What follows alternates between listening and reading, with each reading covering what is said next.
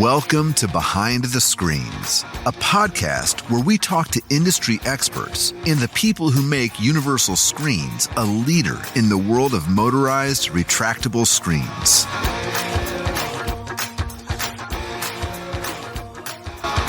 Welcome back to another episode of Behind the Screens. I'm Sean Culbertson, and joining me today is Michael Longoria, Joe Serta, and Tommy Long, our outside sales rep for Universal Screens, covering the southeast of the United States, but based out of the Houston area. Before we get started, we've got a little bourbon here from Buffalo Trace. Poured a little bit there. Don't shoot it like Joe's been trying to do the last few episodes.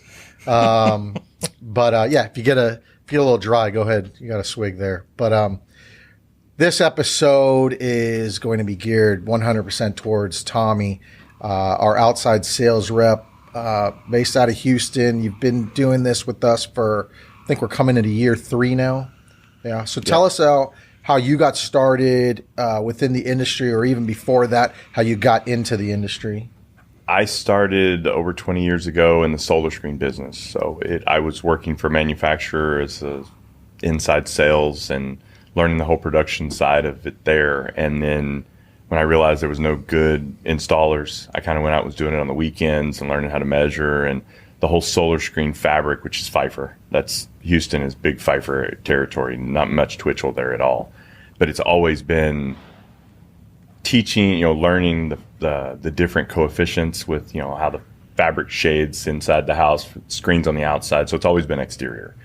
And then I left and went and did my own thing, putting screens up and learned screened-in porches, patio covers, everything in the exterior market. And then decided to dabble a little in the window market, learning windows, storm doors, a little bit of all of that with a manufacturer. And then I went to work in 2008 when the housing market crashed. I went back to work for a manufacturer in Houston, and that's where I was doing a lot with interior shades, exterior shades, motorization I already knew. And that's where we picked up a zipper shade system at that time, and it was supposed to be my baby, and management didn't listen. They had another plan for it, and I had other ways because I'd seen other manufacturers' products and dabbled a lot with a lot of other manufacturers in the industry on how they install and each little part, how to take them apart and if something went wrong. And that's how I kind of got into the whole production side of it. So I ran their production facility as well as branch manager there. You're extremely handy. I mean, we moved into this new building, and there were things that we needed done on the production side at the individual stations and tables, and inevitably it always come up. Ask Tommy.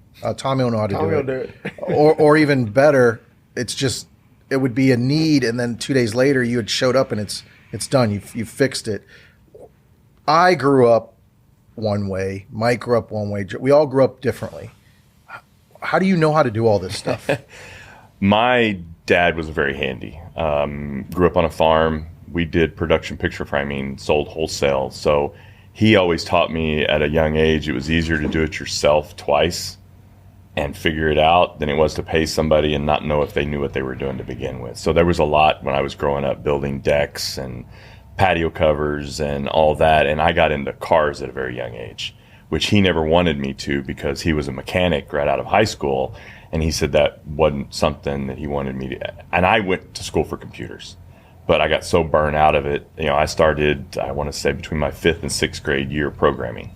And then by the time I got to high school, I was doing programming, data processing, computer repair, and I did it for a year in college and just got burned out and went into the family business, but I was still dabbling in cars.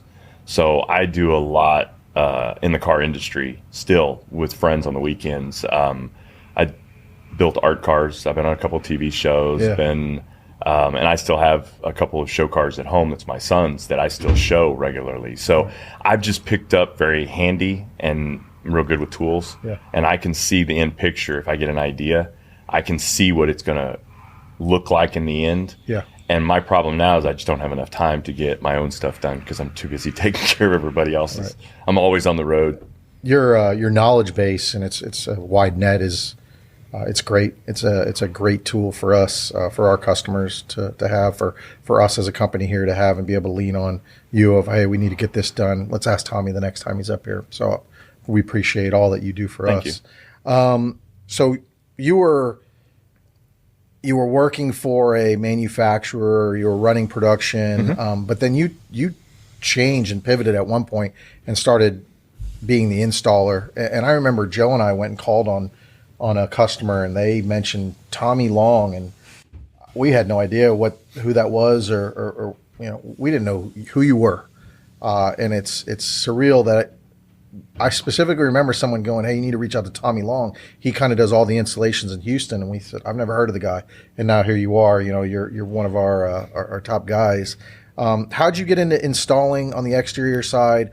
What were you doing? You were running you had a crew yourself, or did you have more people? Give us a little background about those installation days. So when I was at the manufacturer in Houston, doing the zipper shades, as we call them, power screens, whatever everybody's calling them these days, there was a lot of service issues with it. So I was going out and helping our dealers figure all the problems. And whenever I didn't agree with the corporate model that they were going with and trying to move me around so much, that's when I just said, okay, I'll leave and go do my own thing. And I took care of their service calls for about 3 months. In that time, learning other products and all of that, and it just got to where everybody was calling me. I was high priced, but they never got any callbacks because they knew I would make sure. I always liked the idea of what it would look like on my house. So I don't leave a customer's house undone. If I don't like the way it looks, it might cost me extra money, but I want it to look right. And that's why all the dealers always called me for installs, because it was always, and somebody would throw the one in question that you all know about in Houston that you all called on. He was always bouncing around. He wouldn't stick to a supplier. So, I mean, I learned Eclipse, Southwest Sun Control. I learned so many different ones in the industry because I get 5% cheaper, and he'd just order it. When I show up to pick it up, I didn't know what I was getting myself into. I've done Karate, I've done Sunesta. I mean, all of them in the industry. Rainier was a big one in Houston. That was a big market.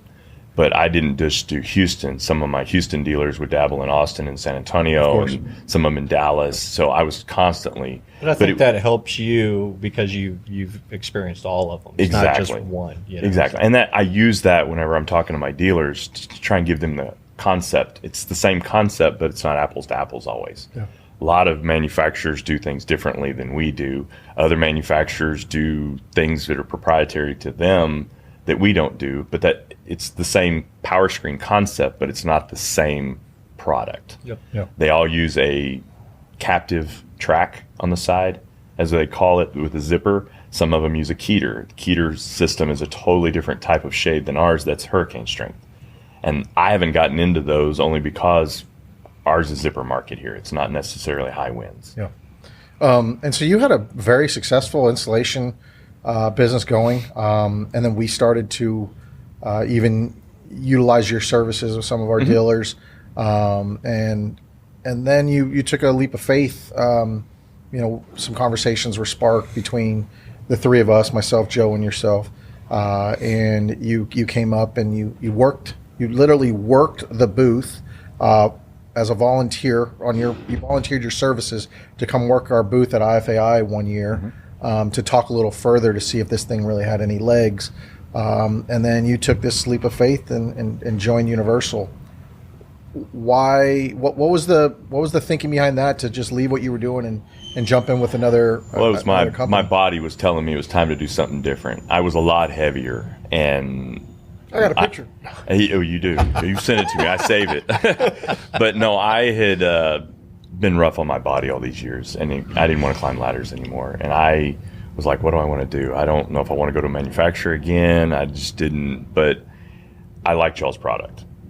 There was two. Originally, I was either going to do that or I was going to set up a distributorship in Houston where I would distribute products to key dealers and just take my little cut and sit in a warehouse. Yeah, I think I remember the conversation where I met you in Houston, and you were talking about, I need to get off the ladder. I need to get off the ladder. And I think at the time we were looking, to build that Houston area. and I'd come back and mention you, and Well, I'm glad you didn't go that route, because I am definitely happy to be partners with you and to have you. In a previous podcast, in a previous episode, we were with Matt, and he mentioned, even when you're not hiring, you should still be looking, and we weren't hiring. Yeah. We weren't even thinking about hiring. Mm-hmm. But I remember Joe and I talking about you and your background and your services, and thinking, well, when we do decide that we are going to hire, aren't we hiring someone just like him? Yeah. Like, isn't that who we're looking for? So maybe we should also take this little leap and do it together. And we weren't ready to hire at that time. We weren't ready to. We didn't necessarily need anything. Growth was steady. We were happy with where we were at. But we felt that if we passed on that opportunity, and maybe it's something that Glenn is whispering of, if you don't take him, someone else will. You were wanting to get off that ladder, and you were either going to work for us, you were either going to start a distributorship, or someone else was going to come and get you, and we were going to compete with you. So I'm glad we did that. It hasn't always been the smoothest, but it's not been the smoothest with any of us, and there are definitely issues, and we've grown super fast. But the reason we wanted you to sit down on this podcast was, one, to introduce you more in depth to our customers, but also when you took over the Southeast, let's just focus on Houston and Louisiana. Those two markets were virtually dead. We weren't getting much at all. Mm-hmm. And you were saddled with the idea of growing that. And we never gave you numbers like you got to get it to this. But here we are, coming into year 3, and there's 1,200 plus units coming out of just the Houston the Houston area and South Louisiana. Mm-hmm. Whereas before, I bet we were getting 30 units. I think the number was like 50. We were just like, that's our backyard. How can we not get more? I remember you saying backyard, because I remember being upset talking to Joe about this, that I grew up in Houston and we don't sell any units in Houston. Yeah, exactly. I grew up in Houston, and my classmates that I grew up with, I can't even go, hey, go look at that job. That's ours, and that was just... it's kind of just a stick in my side, like we got to go do something. Mm-hmm.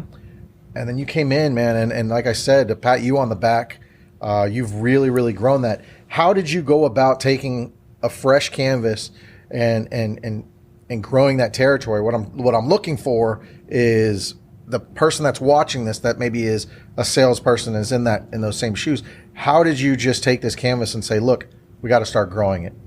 What I did was I had a lot of contacts. Since I was an installer, and maybe they were selling somebody else's product, I just started talking to them more. Yeah, I've created relationships with a lot of my dealers and clients over the years, more of a friendship base, to where they can talk to me about anything. If they're having a problem with, a supplier or anything like that, I'll help them however I can.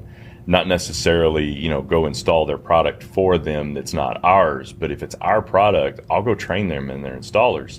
So a lot of them were getting that more, I guess you would say, hands-on. Yeah, touchy-feely, they're, which it goes a long way. It does. And a lot of those now are still really good friends of mine, even though maybe they don't buy as much from us as they feel they should, but word gets around. And the Houston market now, there's people all the time calling. And the problem is when somebody goes in somebody else's territory and starts selling our product, somebody else is immediately going to go, well, we're losing jobs to them with this product. Let's go get that same product. Well, I don't do that. I've worked at manufacturers where they've killed the market because they just set every trunk slammer, as we call it, up, and it just kills the product as well. As I don't like doing that. I like, our dealers being very specific, knowing our product and being educated enough to sell the product and sell around anybody.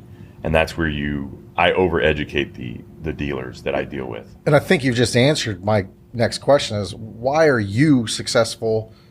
Why do people buy from you? I know, because the product is there. I learned a long time ago from a whole bunch of different salesmen and saw bad and good tactics that everybody was using. And I've taken those to create, I guess, my own persona. My dad was a salesman for many years, and that was part of the family business, was selling wholesale, kind of like we do now, to picture frame shops. And he had the good old boy mentality, which doesn't always work, and sometimes it'll backfire on you. But when my dad passed away, a lot of his clients came and did work at his shop to finish before they closed the doors. So it's one of those things you got to figure out what you're going to leave behind.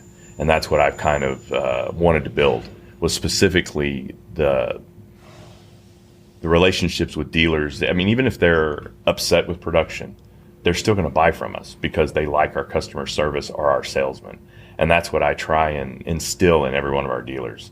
I always tell them, if you've got a problem with production, call me. Chew my butt. Don't call the office. The girls don't have as thick a skin as we do. By all means, call me, get upset at me, let me call the office and be your sounding board. I says it'd be easier for me to relay the upsetness and with pictures and everything than it is for you to call up there and they don't know what's going on. And some of our dealers go around us and go to Sean a lot because they think it's going to get more resonance. It's easier to go to one of us because Joe and I are each other's back. You know, if something goes wrong, we're handling everything in the United States, no matter who it is. Right. And so that's what I did when Louisiana, 1-2 people would start popping up and asking questions. I would just go. I'd immediately just go over there and call a couple dealers along the way. Just, you know, hey, you want to go to lunch? You know, we got some new stuff. You want to talk about something? Just trying to build up that market. Well, here's what I like about you, and Joe can probably chime in on this, because I'm going to give what I like, and then I'm going to say how it's a little bit of a negative too. Oh, and then we're going to do what we don't like. Yeah. So here's what I like is that you will go above and beyond to help your customers. You will jump in the car and you will drive 7 hours to rectify a situation to make that customer happy. I like that because it's a little bit a part of what we have always done as well. I've gotten up and driven 10 hours to go install a restaurant of blinds back before the retractable screen career. So I appreciate that and I like that and I think that's awesome. But then on the flip side, some of your customers rely on you to do that much that you're being called in different directions of, hey, the zipper's coming out. Can you drive out here to fix this? Or, you know, those little things, you know. So how do you manage your time? It's rough a lot of times, but usually if that happens, I usually tell them, can you give me a week and let me try and plan a trip so it's not... Make it worth it. Exactly. I'm not just going to come out... Exactly. Because, and I always tell them, I says, trust me, Sean will fuss if I drive straight to you. I said, I have to make it worthwhile. And I usually call a couple people and I tell them, I can see you on the way there, I can see you on the way back. And I've had one turn and burn to New Orleans, and that was because Acadian Windows was having some issues and they needed their new department head trained. So I literally left early that morning, drove straight there, and then on the way back, then I saw 2 dealers because I said, I got to get there early. That way I can see. And I stopped and saw a couple of other dealers and had dinner and all that. And yeah, I got home midnight that night. But it's just one of those things. They know that if it's legitimate, I will try and find a way to get to. So if you've got some new sales reps, you know, you're at Universal, or you got some new sales reps underneath you, you know, what kind of advice are you giving them to help manage their time and deal with their customers? Our sales coach had some good points, and it's, you know, making a list and watching, you know, who's the next on the list and all that. And I do that, and mine's more mental than it is writing on paper. And to some people, I'm sure as I get older, I won't remember as much. But our Insightly program that we use, and I put everything in my phone. And it pops up reminders every morning. Hey, did you take care of this? And I do it at the end of the day also. And I'll usually sit down at the end of the day and go through all my text messages and emails that I flagged and everything to see and make sure I took care of everything. And sometimes, like last night, it was 8:30 last night when I was finishing up the last few things.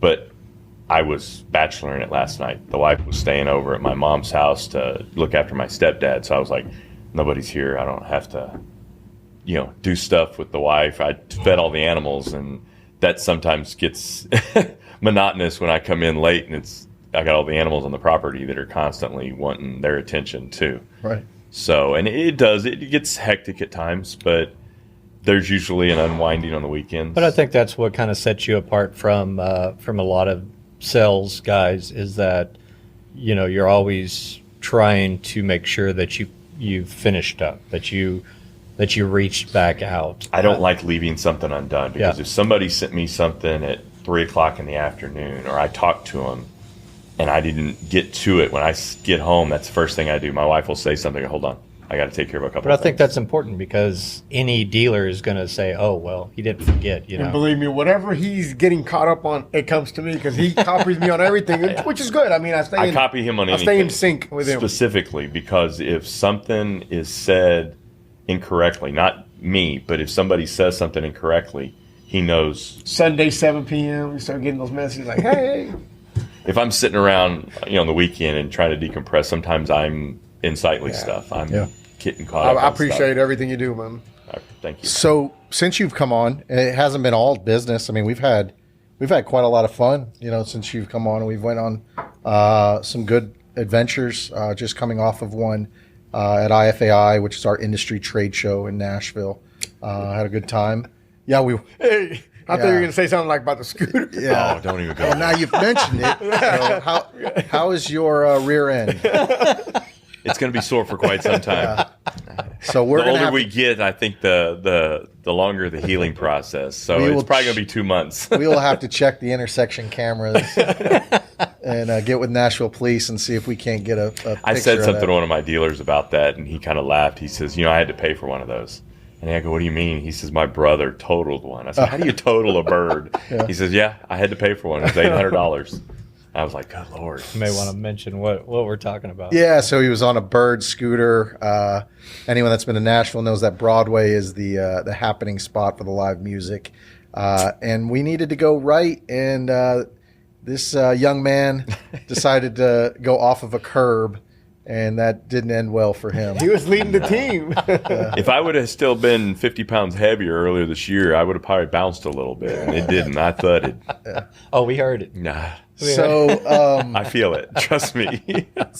we've been on quite a few different trips, whether it be dealer vacation incentives or IFAIs and different things. I mean, what's in the short period of time, and it seems like you've been with us forever, but It feels like that. What you got any memorable moments at times you've been with us? I never traveled as much as I have with you guys. I mean, usually I'd drive somewhere, something like that. I mean, we took a family vacation. It was usually Missouri, where the family is, for a family reunion. I didn't travel very much. Now that, we've done this, and it's been nothing memorable jumping out, but I mean, Cancun has been pretty awesome. Yeah. I've mentioned that, and then I looked at Joe, and then I looked behind Joe, Oh, and that is still up there. What is it? Yeah. That's not on a work trip, but that is that was Tommy Costa on a- Rica yeah. earlier this year. I didn't know that was still up there. Yeah, Jordan and then put that on there. Yeah. She saw it on Facebook. So that if was you- a water slide that we went on Costa Rica in September. I took the wife on vacation. Oh, that's for her right. birthday. So if you've got a young sales rep that you're going to take under your wing for Universal going forward, what kind of advice would you give to him to be successful? And let's say we're going to give them a new territory, the northeast, let's say.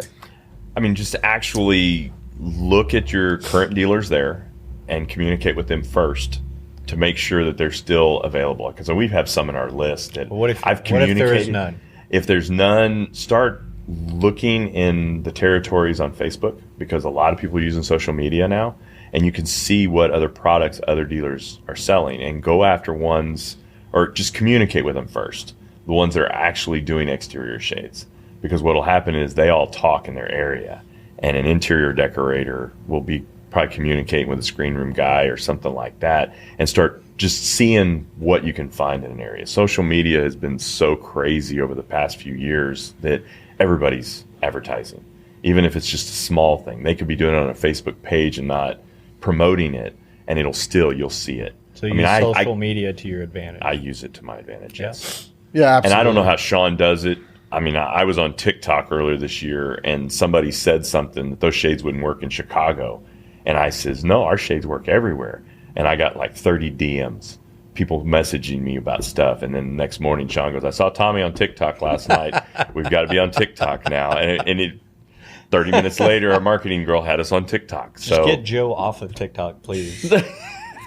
Swipe up. when the sun goes. So, I mean, we're trying to do more and more with social media. I mean, I don't know how Sean keeps up with all of it. Sometimes he's tagging us late at night and stuff, and I'm like, how did he see that? Because I'm in the same group and I didn't see it. But I don't, at night, I don't watch it as much. He doesn't miss anything, man. I know he doesn't. You're on it. I mean, you're on every, you know what's going on. Sadly. Yeah. What do you think the future holds for your current territory? I think it's going to get bigger. Yeah. I think we're going to get more and more key dealers coming aboard.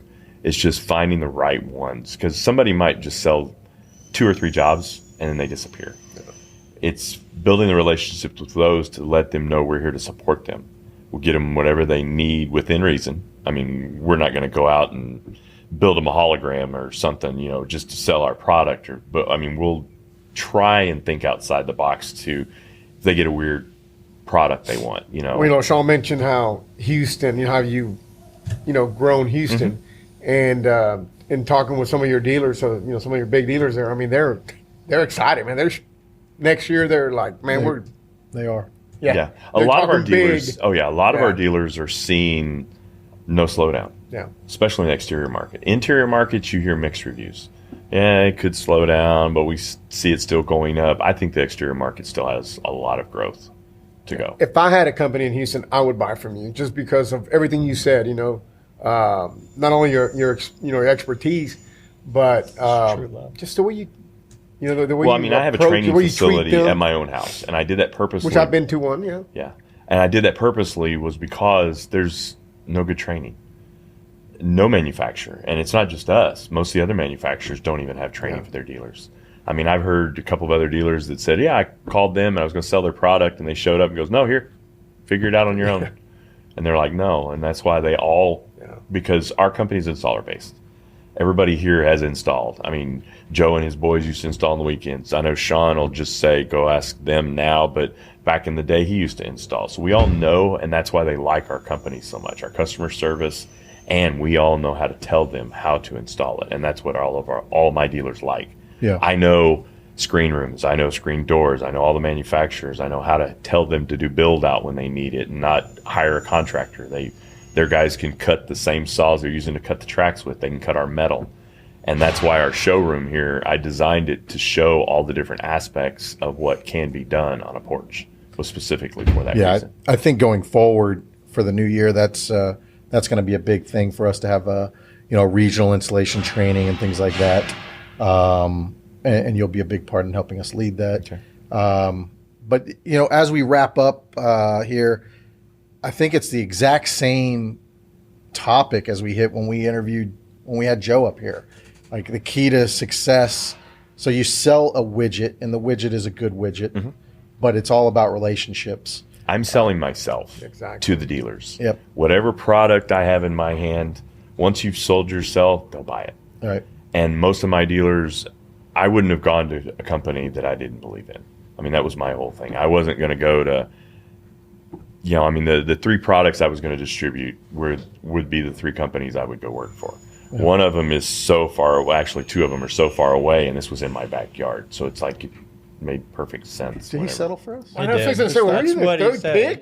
No. If they were in my backyard. If they were closer, we wouldn't be over having this. I think that's what we just heard. We got to have a meeting behind the screen. The truth hurts. Now we're thrilled to have you on board and what you bring to the table, and how you work, how you handle your customers. I don't recall having a single negative complaint about you sent to me, because you're right. If they don't get the answers, they then come around, and whether they text me or email me. I've yet to hear anything negative about Tommy. I've even heard from dealers that aren't in your area that somehow you've helped them, and they're like, "Oh, I love Tommy."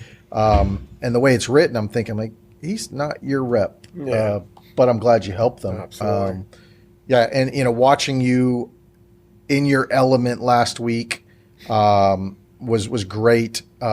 Joe sitting here, I mean, I have to give you props. I heard multiple people tell me, man, Joe, when he's on the show floor, like he's a different person. Like you guys thrive in that environment. You know, you guys, you're salesmen, but you're not BSing anyone. You know, you're being honest. You're helping establish relationships with people. You're definitely not pushing a product on anyone. If companies want to buy from us, our door is open to buy from us as long as certain boxes are checked. But we're certainly not going to push our services on anyone. You can tell they love the product. So when they're talking about it, they're not trying to sell you. They're passionate about the product. So you can tell when they're talking about it. Yeah, and when we were at the show, I mean, you could see all the other people that were there with us that aren't necessarily salespeople, but maybe that's the way they're going. They would sit and listen. Oh, yeah. And you could hear, you know, and every once in a while they get a little closer and they listen a little more. And then when the customer would leave, they'd usually come over and ask questions. Yeah. I like how you did that, you know. And I said, just put it in your Rolodex. That's what it's there for. Yeah. And you're an integral part in that connection between the product, the customer, and production to point out things of, hey, you know, when we start doing that, or why do we stop doing this, or when can we do, and different little things that we can implement, while at the same time understanding that, you know, we can't implement certain things. You have a business knowledge of, okay, yeah, we can't just recreate and have a different die made and do this. So it's much appreciated what you do. The guys in the back, I know very much appreciate what you've done for all the different production stations.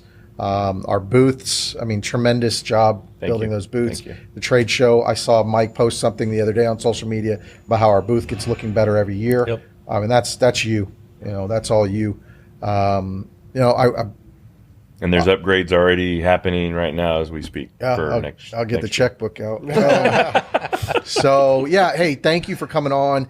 Again, the key, I guess, is just like if, you know, any good salesperson, it's going to be relationships. You know, building those relationships and maintaining those relationships. You know, truly working at it. So it's a pleasure having you represent the company. Cool. Thank you, buddy. Yeah, thanks for sitting in with us. And we'll see you guys next time. That's it for this episode of Behind the Screens. We'll catch you on the flip side.